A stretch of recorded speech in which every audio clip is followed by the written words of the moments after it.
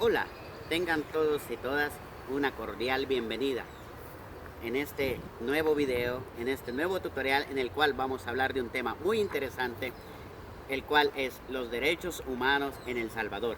¿Pero qué son los derechos humanos? Los derechos humanos son todas aquellas facultades que tenemos por solo el hecho de ser persona.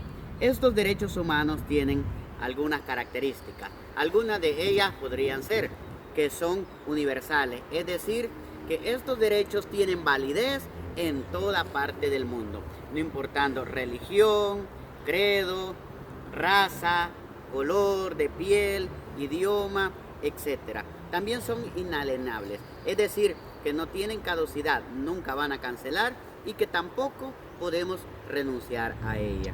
Estos derechos humanos se pueden dividir en 3 generaciones, de las cuales vamos a hablar en este momento. Primera generación: derechos civiles y políticos. Estos derechos civiles y políticos son derechos individuales, es decir, que son particulares. Algunos de ellos puede ser derecho a la vida, derecho a la libertad, etc.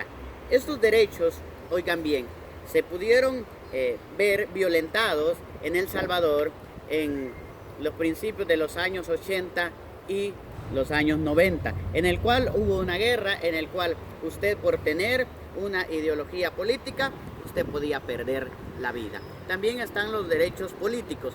Significa que usted puede optar a cualquier partido político sin importar su color o importar su raza.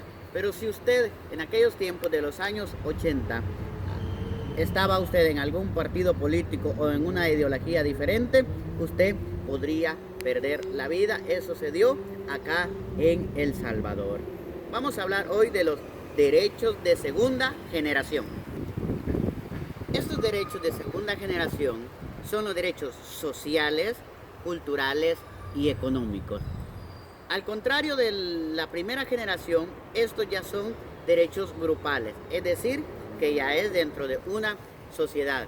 Algunos de estos derechos sociales, económicos, podría ser derecho a la salud, derecho a la alimentación, derecho a la educación, etc. En El Salvador, todavía en el año 2000, no teníamos un verdadero derecho a la educación, pues este derecho a la educación dice que la educación primaria y secundaria tenía que ser gratis. Todavía en las escuelas se pagaba una cierta cuota, en las escuelas públicas, para poder usted acceder a esa educación primaria y secundaria.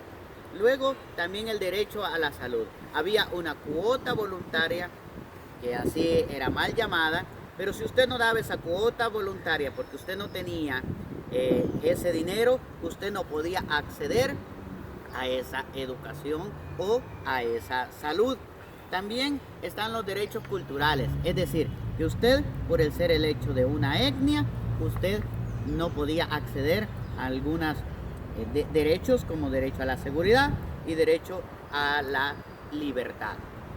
Hoy vamos a hablar acerca de los derechos de tercera generación. Estos derechos de tercera generación son aquellos derechos que son con los pueblos o de solidaridad. Son aquellos que se dan entre los países como convenio para mejorar algunos derechos de la segunda generación o de la primera generación. Se da entre los gobiernos, entre los presidentes, etc. En El Salvador, en 1992, después de los acuerdos de paz, se creó la Procuraduría para la Defensa de los Derechos Humanos, que es la encargada hoy de representarnos y de defender nuestros derechos y de divulgarlos en toda medio de comunicación, en las escuelas, etc. Ahora nosotros podemos gozar de ciertos derechos que no teníamos en aquellos tiempos. Así que este tema ha sido muy interesante.